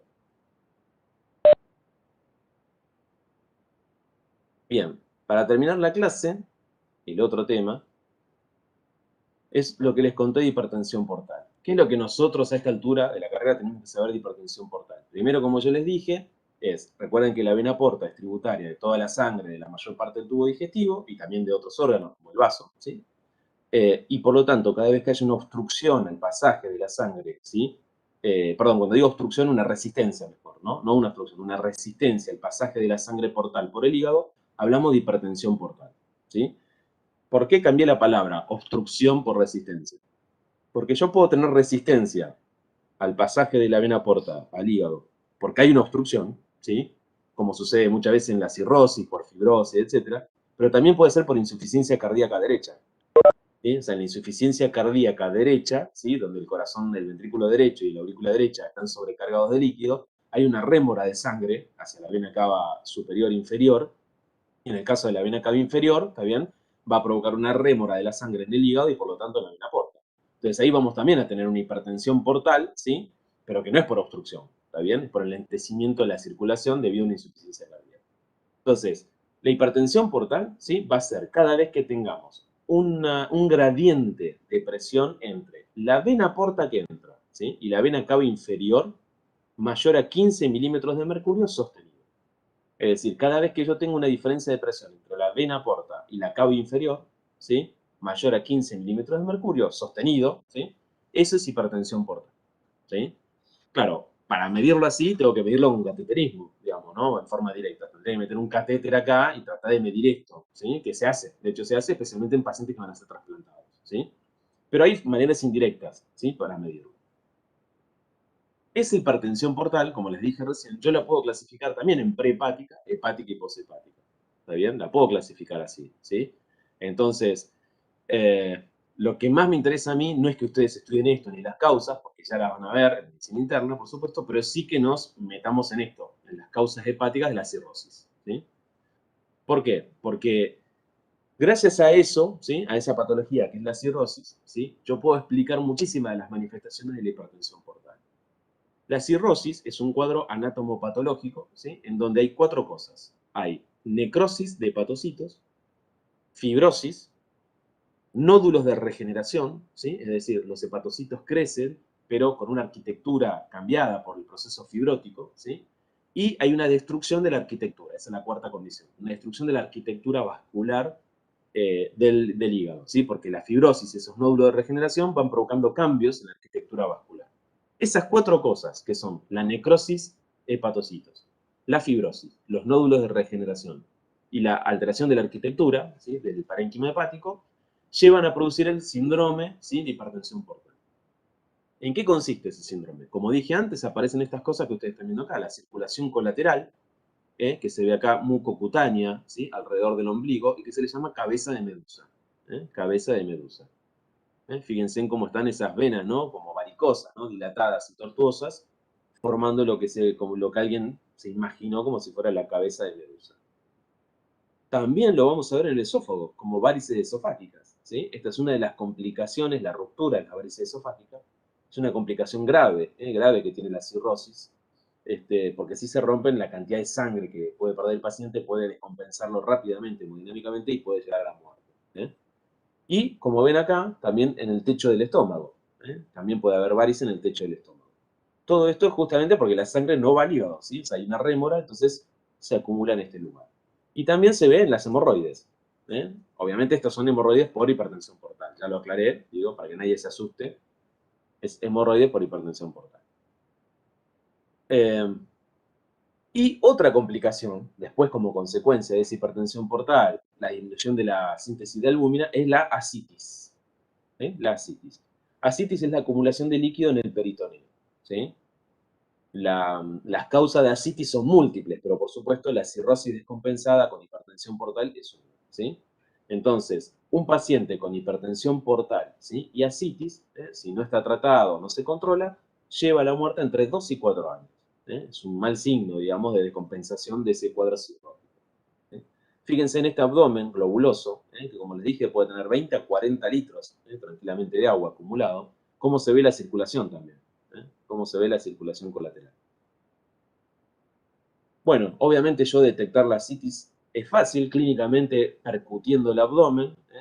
Voy a observar que es timpánico el abdomen hasta que llego a un lugar donde está todo el líquido acumulado, que si el líquido está libre forma esto, ¿no?, una concavidad superior, y a partir de ahí, cuando percuta arriba del líquido, se va a percutir en tono mate, va a haber matidez. Y como el líquido es desplazable, ¿sí?, si yo al paciente lo coloco en un decúbito, todo el líquido que estaba acá arriba se va para abajo. Entonces, lo que antes yo percutía como mate, ahora va a ser timpánico, y lo que antes era timpánico, ahora va a ser mate. Eso me está hablando que lo que hay adentro es líquido desplazable, y por lo tanto estamos hablando de ascitis. ¿Sí? Por supuesto, hoy el gol estándar es la ecografía. ¿Sí? Con una ecografía nos dice perfectamente, ¿sí?, dónde está el líquido ascítico, si está tabicado, aparte de decirnos si hay patología hepática, pancreática, etc. ¿Sí? ¿Qué otras cosas tiene el síndrome de hipertensión portal secundario a cirrosis? Lo que están viendo acá es la palma llamada palma hepática. ¿Sí? Es una palma con un eritema en los bordes, que se ve bien, la palma hepática, que se cree se debería a una alteración del metabolismo de los estrógenos, por lo cual hay un hiperestrogenismo. Hay un hiperestrogenismo que ocasiona esta patología. ¿Sí? Acá ven una telangiectasia, ¿sí?, o es una araña vascular, ¿sí?, como una aranita, ¿sí?, que se puede ver en la cara, pero se puede ver frecuentemente en el tórax, ¿sí?, en la parte de atrás y anterior del tórax. Y en general las telangiectasias también hablan de un defecto grave del hígado, ya hay trastornos en la coagulación. También voy a ver los edemas, como ven acá con el signo de Godet, esa impresión digital que dejó. Y como ven acá, ¿sí?, todo el abdomen ascítico con un vaso agrandado, porque como yo tengo hipertensión portal y la vena esplénica es la que forma la vena porta, voy a tener también una vena esplénica con rémora y el vaso agrandado, es decir, voy a tener esplenomegalia. Bueno, ya les hablé de las varices esofágicas, que era una de las complicaciones, ¿sí? No importa. Bien, y alguien preguntó ahí, ¿se drena? Sí, todos los pacientes con ascitis hay que no drenarlo, hay que punzarlos, ¿sí? Es decir, hay que tomar una muestra para el examen físico y el examen bacteriológico. Punzar, o sea, hacer una paracentesis diagnóstica. Las paracentesis evacuadoras solo se deben dejar cuando el paciente no come bien, digamos, si ya tiene disfagia por esa ascitis, o tiene una plenitud postprandial que no lo deja comer, o tiene disnea, porque el diafragma está elevado, entonces el paciente vive con disnea, ¿sí? O tiene dolor, tiene un abdomen a tensión con mucho dolor, y esas serían 3 condiciones para el drenaje, o sea, sacar más líquido de lo habitual. Si no, solamente lo que hacemos es el diagnóstico de por qué tiene esa ascitis, tomando una muestra. Y la muestra se obtiene por paracentesis. La paracentesis se hace a todos, como dije recién, a todos, y siempre se hace del lado izquierdo del paciente. Se traza una línea entre el ombligo y la espina ilíaca anterosuperior, una línea imaginaria, se la divide en 3 partes iguales y en la unión del tercio externo con el medio, ahí se hace la punción. ¿Sí? No se hace del otro lado porque obviamente del otro lado está el ciego, y el ciego está flotando cerca del líquido. ¿Sí? Entonces tengo el riesgo de hacerlo del otro lado y perforar el colon o el ciego. Entonces siempre se hace de este lado, del lado izquierdo. Si no pudiera, por alguna razón, porque esto está infectado, por lo que sea, pruebo como si fuera suprapúbico, como si fuera a hacer algo en la vejiga, digamos, pero obviamente voy a quitar líquido. Y si no puedo, recién me voy del otro lado con más riesgo. Pero siempre, siempre del lado izquierdo. ¿Sí? Se lleva todo el material y lo que nunca me debo olvidar de todo el material, aparte de que todo es aséptico, ¿sí? Se pone campo quirúrgico, etcétera, aunque se haga en la cama del paciente, es que tengo que buscar frascos de hemocultivo. Es decir, acá este líquido que yo voy a quitar para llevarlo a bacteriología no lo llevo en frasquitos comunes, sino que tengo que llevarlo en 2 frascos de hemocultivos, ¿sí? ¿Y qué buscamos con la paracentesis? 2 cosas. Primero, hacer diagnóstico de lo que se llama peritonitis bacteriana espontánea. ¿Sí? Muchas veces el líquido acítico se puede infectar, ¿sí? Puede ser colonizado por bacterias del colon, ¿sí? Que traslocan, ¿sí? Se traslocan desde el colon hacia la asitis, el líquido acítico. Y eso ocasiona una infección que puede llevar a la muerte al paciente. Como esa infección, digamos, es por traslocación bacteriana, ¿sí? Se habla de peritonitis bacteriana espontánea. ¿Cómo hago el diagnóstico? Bueno, con ese líquido acítico que quite al paciente, ¿sí? Lo mando a analizar y si vienen más de 250 polimorfonucleares por milímetro cúbico, ya hice el diagnóstico de peritonitis bacteriana espontánea, esperando el cultivo positivo, por supuesto, ¿sí? Para hacer el diagnóstico efectivo tengo que tener las 2 cosas, ¿sí? Neutrófilos más de 250 y cultivo positivo, ¿sí? Pero por supuesto lo primero que me va a llegar son físico-químico, y cuando yo ya tengo esto, más de 250 polimorfonucleares en el líquido acítico, ya tengo que poner antibióticos, ¿sí? El diagnóstico es de peritonitis bacteriana espontánea, y eso es lo que me tengo que recordar, ¿eh? Y lo otro para lo cual extraigo una muestra, perdón, una cosa que no dije. La peritonitis bacteriana espontánea, como dije, ¿sí? Es por traslocación bacteriana del colon. Por lo tanto, el germen más frecuente son los gram negativos, y dentro de ellos la Escherichia coli, ¿sí? Entonces, los antibióticos van a ser para cubrir gram negativos en general, ¿sí? Y es monobacteriano, es decir, generalmente en el cultivo viene una sola bacteria y del colon, ¿sí? Cuando yo tengo una peritonitis, o una citis, digamos, con una peritonitis secundaria, ya eso, digamos, generalmente es polibacteriano, ¿sí? ¿Por qué? Porque las peritonitis secundarias generalmente por ruptura, ¿no? Por una apendicitis que se rompió, o una úlcera perforada, etcétera, ¿está bien? O un absceso que vino de otro lado. Acá no tengo abscesos, rupturas, nada. Acá lo que hay es bacterias que aprovechan ese aumento de la permeabilidad colónica, ¿sí? Para pasar al líquido acítico, ¿sí? Entonces es una traslocación. Y lo otro, perdón, que decía, para lo cual tenemos que hacer a todos los pacientes una paracentesis, es para el diagnóstico justamente de hipertensión portal. El líquido acítico no sirve para eso. Lo que voy a pedirle, ¿sí? Es, en la muestra esa que saqué de asitis, es la albúmina, ¿sí? Entonces pido la albúmina en el líquido acítico y le pido la albúmina en el suero, o sea, en la sangre. Y hago lo que se llama el GASA. GASA significa gradiente de albúmina sérico-acítico, ¿sí? O sea que le resto a la albúmina en la sangre la albúmina en el líquido acítico. Si esa cuenta, esa resta, ¿sí? El GASA me da mayor a 1,1, ¿sí? Eso habla de hipertensión portal, ¿sí? Y con mucha probabilidad de que sea secundaria cirrosis. ¿Está bien? ¿Está bien? Pero habla de hipertensión portal. Si me da menos de 1,1, eso no es hipertensión portal. Entonces, ese líquido acítico se produjo por otra causa, ¿sí? Serán tumores, como el cáncer de ovario, con metástasis múltiple en peritoneo, por la tuberculosis, etcétera, ¿sí? Pero obviamente no se deben, digamos, justamente a un síndrome de hipertensión portal, ¿sí? Entonces, recordar eso, ¿eh? Cuando yo tengo un GASA mayor a 1,1, tengo que pensar en hipertensión portal, y si tengo un GASA menor a 1,1, es no hipertensión portal, ¿sí? Esto es lo que yo tengo que recordar de esta clase. Profe, perdón, Escucho. una consulta. ¿Por qué razón se reduciría la albúmina por una hipertensión portal? ¿Es porque se reduce la funcionalidad del hígado o cómo? Sí, es por eso. Claro. Es por eso. En general vos vas a tener un líquido, digamos, una albúmina en la sangre disminuida también, ¿está bien? Pero en el líquido acítico está mucho más disminuida, se agranda la diferencia que hay entre la albúmina sérica y la acítica. Eso tiene diferentes cosas. Hace muchísimo tiempo se hicieron estudios, entonces se les sacaba a todos los pacientes con asitis y se hacía esto, digamos, y se vio en algún momento que tener un GASA mayor a 1,1 coincidía enormemente, ¿sí? Especialmente con varices esofágica y con cirrosis. Entonces, lo primero que surgió es que todo paciente con un GASA mayor a 1,1 tiene hipertensión portal y cirrosis. Después se vio que no todas las hipertensiones portales son por cirrosis, ¿sí? O sea, vos podés tener hipertensión portal por cirrosis, pero podés tener hipertensión portal por insuficiencia cardíaca derecha, por ejemplo, ¿sí? Y eso se soluciona con diuréticos, digamos, nada más. Bueno, pero lo que se vio es que aún en estos casos, el GASA solía dar mayor a 1,1, ¿no? Ahora, cuando daba menor a 1,1, ¿sí? es porque generalmente el paciente tenía otra patología que provocaba la citis, ¿sí? Entonces tenía, qué sé yo, una alteración en todo el peritoneo, ¿sí? Por lo tanto, por un tumor o metástasis, o tenía tuberculosis peritoneal, o procesos infecciosos sépticos, etcétera, y esos generalmente coinciden con menos 1,1.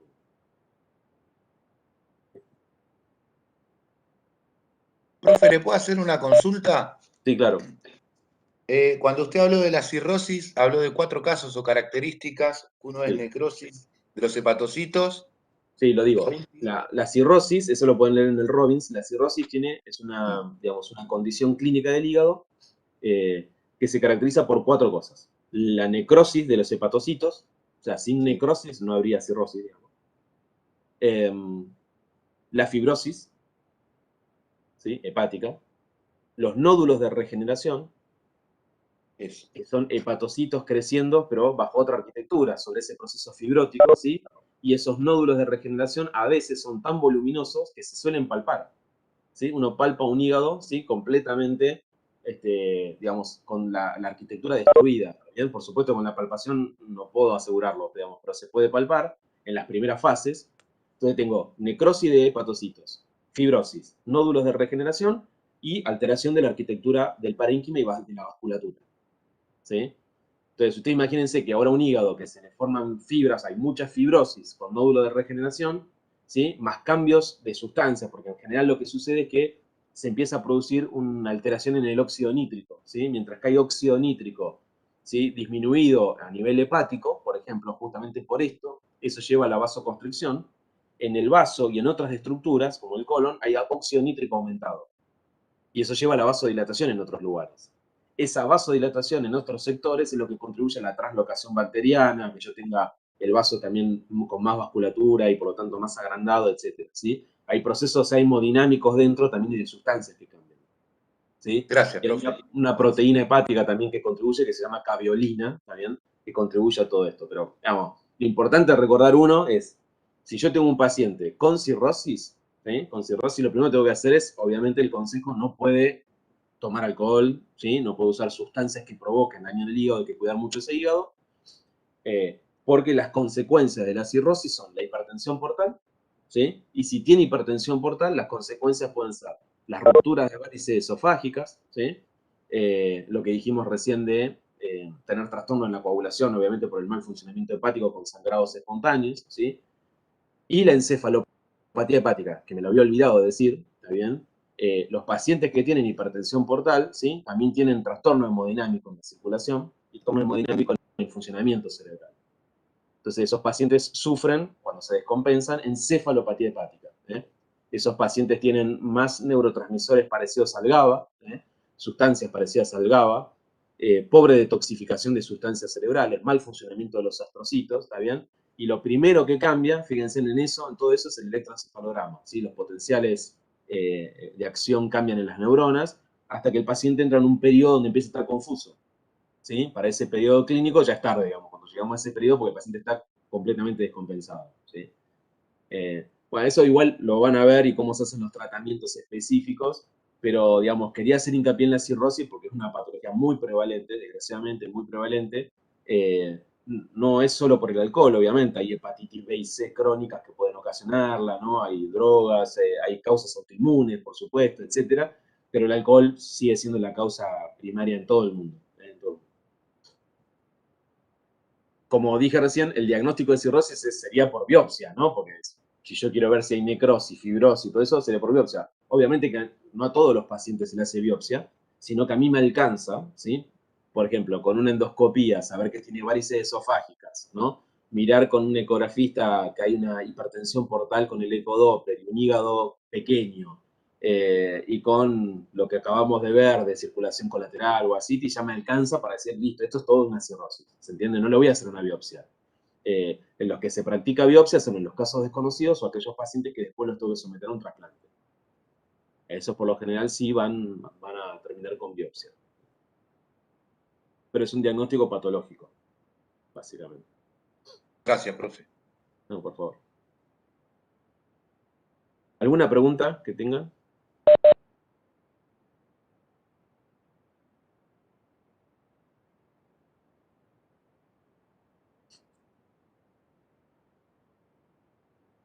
No, sí, fíjate que primero es un gradiente, ¿no? De albúmina sérica menos acítica. O sea, es sangre menos asitis, ¿sí? No al revés. No sé si se entiende eso que acabo de decir. No, o sea, en la hipertensión portal, o sea, la cirrosis, ¿me seguís? Vos tenés un gasa mayor a 1,1. Eso quiere decir que el sérico es mayor que el acítico, la albúmina.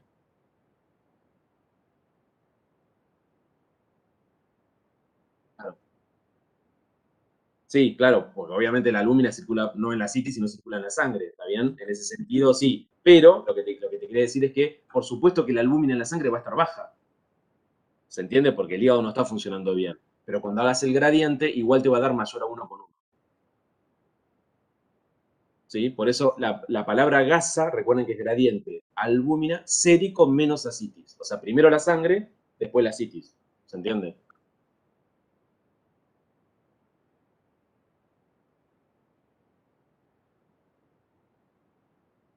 No, claro. Cuando vos tenés otros procesos, por ejemplo, que tienen que ver con la alteración del peritoneo, hay procesos inflamatorios del peritoneo graves, etcétera, ahí sí podés tener muchas proteínas en el líquido acítico.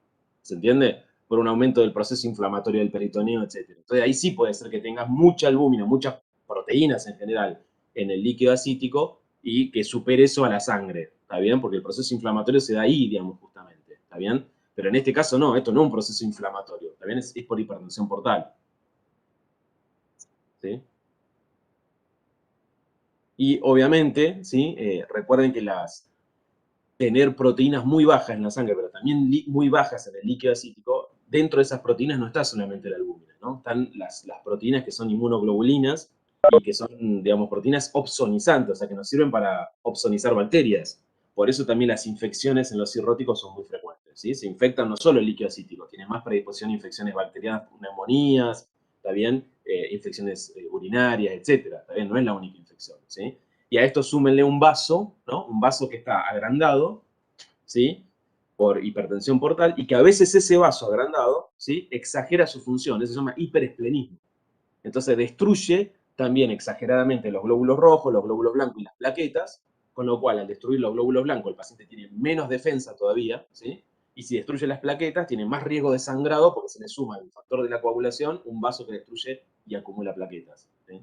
Entonces, a veces también pasa todo esto, que los pacientes vienen tricitopénicos, o sea, con glóbulos rojos, blancos y plaquetas bajos, lo cual complica más la situación. Por eso, todo paciente con cirrosis que yo tengo en el hospital, ¿no? Que esté internado, tengo que aprovechar ese momento para las vacunaciones, para la inmunización. Es muy importante que se vacune, ¿sí? Contra el neumococo, el hemófilos, aprovechar ese momento para dar inmunización, porque es un paciente inmunosuprimido, para decirlo de una manera. ¿Sí?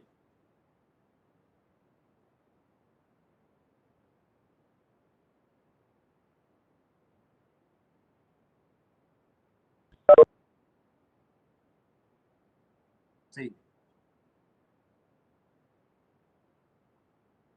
Sí, explica toda la circulación colateral, la posibilidad de la ruptura de esa circulación colateral en las varices, te da la encefalopatía hepática, ¿sí? Que es por ahí lo más complicado.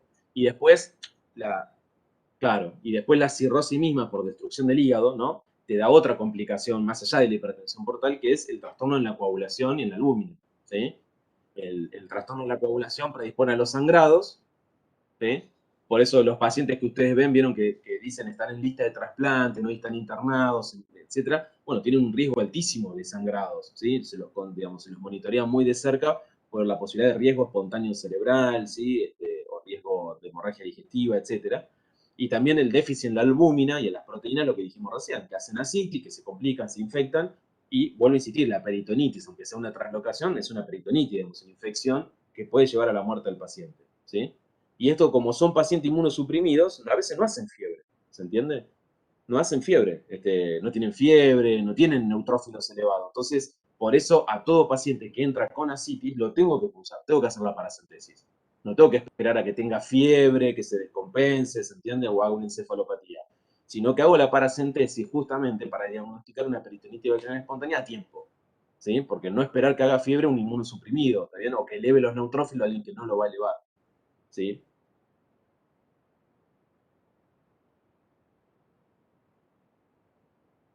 Es el diagnóstico. Las dos cosas, es diagnóstico de peritonitis bacteriana, para saber si la tiene en ese momento y tratarla rápidamente, porque el tratamiento es fácil con antibiótico y 5 días, es fácil, y el diagnóstico de hipertensión portal indirecto, con este gasa, ¿sí? O sea, para esas dos cosas se hace, y se le hace a todos, digamos, al único que no se le haría es el paciente que llega con ascitis y con las yugulares ingurgitadas, con tercer ruido cardíaco, o sea, con insuficiencia cardíaca, ¿está bien? Bueno, en eso estaría como uno diciendo, bueno, acá no voy a punzar un abdomen cuando la causa es la insuficiencia cardíaca. Pero después, todo paciente con ascitis se hace paracentesis. Y si en la internación, ¿no? Pasaron 10 días de internación, y de repente el paciente de un día para el otro, ustedes lo ven y empieza a estar confuso, ¿sí? Eso puede, esa confusión, esa encefalopatía que está haciendo, puede indicar que está haciendo la peritonitis. Entonces tengo la obligación ahí de hacer la paracentesis y descartar también la peritonitis en el medio de la internación. Una vez que se recupera el paciente, se va con tratamiento, empieza a bajar de peso progresivo, etcétera, por lo general no requiere más, solamente se hace control de peso. Control de peso, el líquido que ingiere, la diuresis y nada más. Esto, bueno, lo van a ver, o supongo, digo, esto lo van a ver muy, pero muy bien detalladamente el tratamiento en medicina interna, ¿no? En la parte de gastro. Profe, una consulta. En la diapositiva donde aparece la peritonitis bacteriana espontánea, hay otras dos patologías, o sea, no sé si son Claro, importantes saberlas. sí. Hay tres condiciones cuando vas en la paracentesis, digamos, ¿no? O sea, si vos tenés más de 250 polimorfos nucleares, ¿no? Y el cultivo viene que es una Escherichia coli, digamos, listo, eso es una peritonitis bacteriana espontánea. ¿Está bien? Ahora, puede pasar que vengan más de 250 polimorfos nucleares por milímetro cúbico en la citis, ¿sí? Pero que el cultivo sea negativo. Entonces, como ahí tenés neutrófilos altos y cultivo negativo, se lo llama neutracitis. O sea, ascitis con neutrófilos. Sería, para darlo vuelta, neutracitis, ¿sí? Claro, vos me vas a decir, ¿por qué? Bueno, está en la clasificación, también neutracitis. ¿Qué se hace? En realidad se lo trata.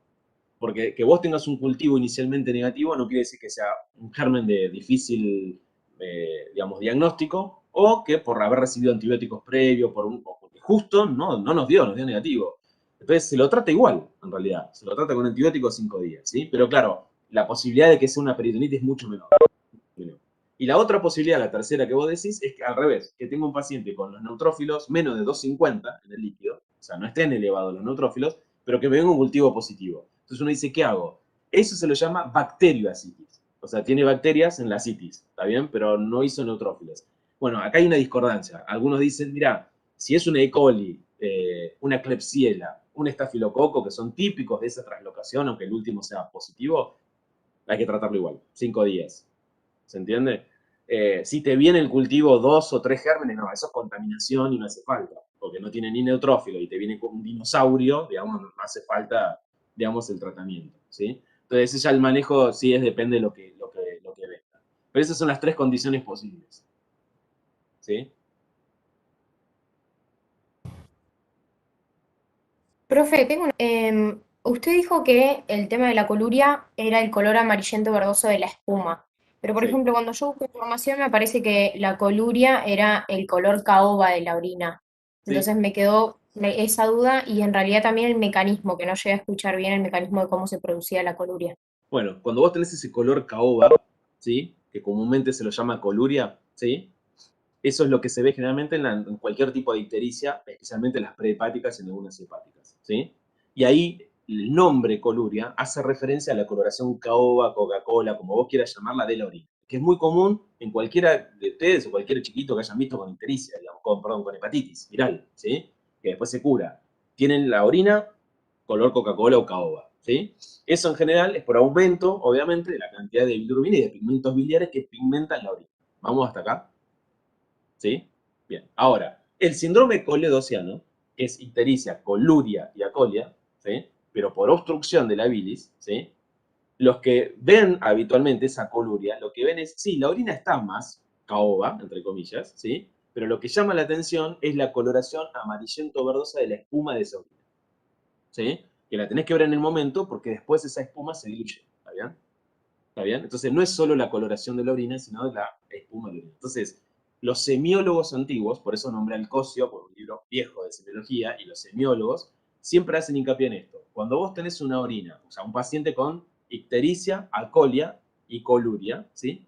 esa coluria, ¿sí? Es porque se le llama el color amarillento verdoso de la espuma de la orina. ¿Y por qué tiene ese color aumentado y esa espuma de ese color también, ¿no? Porque ahí la bilirrubina directa no fue al intestino, ¿está bien? Por lo tanto, no hubo urobilinógeno para reabsorberse y ir a la orina. Entonces, lo que ocurrió es que la bilirrubina directa, que no pudo salir hacia el intestino, refluye hacia la sangre y esa misma bilirrubina directa en la sangre es la que filtra en el riñón. El conjunto de esa bilirrubina directa y otros pigmentos biliares que se forman le da ese aspecto amarillento verdoso a la espuma de la orina y esa orina más colúrica, por así decirlo. ¿Se entiende? Sí, ahí se entendió. Gracias, La profe. diferencia con la primera, con la prehepática, ¿sí? Con la prehepática, es que en la prehepática lo que proviene es la bilirrubina indirecta, ¿sí? Y el hígado, si funciona bien, agarra toda esa bilirrubina indirecta, lo más que puede, y fabrica más directa. ¿Se entiende? Entonces, claro, vos tenés más bilirrubina directa, ¿sí? Por lo tanto, tenés más bilirrubina directa en el intestino. Por lo tanto, tenés más urobilinógeno que se forma en el intestino, más urobilinógeno que se reabsorbe y más urobilinógeno que termina en la orina. Por eso se pigmenta la orina, más de lo habitual. ¿Está bien? Pero tu bilirrubina en sangre, la que proviene es la indirecta, ¿se entiende? Porque el hígado, digamos, trabaja un poco más, pero dice un momento, mirá, ya está, ya me mandaste 100 bilirrubina indirecta, yo puedo 40. Antes hacía 10, ahora vos puedo 40. El resto no puedo. Entonces siempre predomina la indirecta sobre la directa, aunque las dos estén aumentadas. ¿Sí? ¿Se entiende o no? Sí, se ¿Sí? entendió. Gracias, El profe. problema está en el medio, en las hepáticas. ¿Sí? Porque las hepáticas puede pasar las tres cosas. O que el hígado no capte, entonces siempre va a predominar la indirecta, ¿sí? O que el hígado capte muy lentamente, digamos, entonces puede haber una mitad y mitad, una variación. O que el hígado esté cirrótico. Y en el hígado cirrótico, en general, uno no ve bilirrubinas muy elevadas, porque el hígado cirrótico, igual esos hepatocitos que están formándose, siguen metabolizando. Entonces no es que uno va a ver bilirrubinas exageradamente altas, ¿sí? Salvo que esté ya en un estadio terminal, ¿sí? No sé si se entendió, fui claro en eso.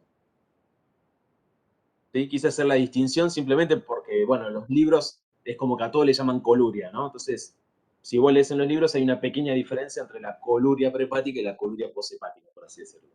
¿Sí? Igualmente, ¿no? Igualmente recuerden que en la sangre, en una está la bilirrubina indirecta elevada y en la otra la directa elevada. ¿Sí? Entonces eso marca una diferencia abismal. Recuerden que un paciente con bilirrubina directa elevada es una urgencia médica. No estoy diciendo que la otra no, estoy diciendo que la directa es seguro una emergencia médica. Emergencia en el sentido que si hay colestasis, o sea, no hay bilirrubina drenándose, se puede infectar.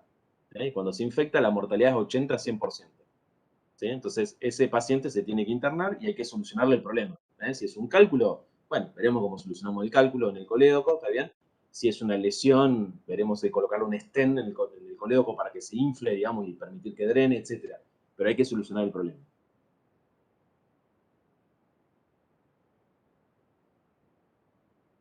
¿Alguna pregunta, de duda? ¿No?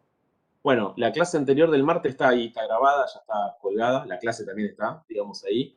Qué sé yo, si quieren cuelgo esta de bilirrubina que encontré hoy, que estaba ahí, encontré hoy esta mañana, por eso les dije aguántenme 5 minutos más porque estaba por ahí perdida, y si quieren la paso a PDF y también la subo, digo, pero es lo mismo que están los libros, que está en el blanco que decía el compañero ahí, digamos, que creo que yo la saqué hace 1000 años de ahí. Pero bueno, si la subo también en PDF, la tienen ahí. Dale, la subo entonces. Bueno, nos vemos martes, sábado. ¿Sí? Muchas gracias, profe. No, por favor. Cualquier cosa me escriben. Chao, chicos.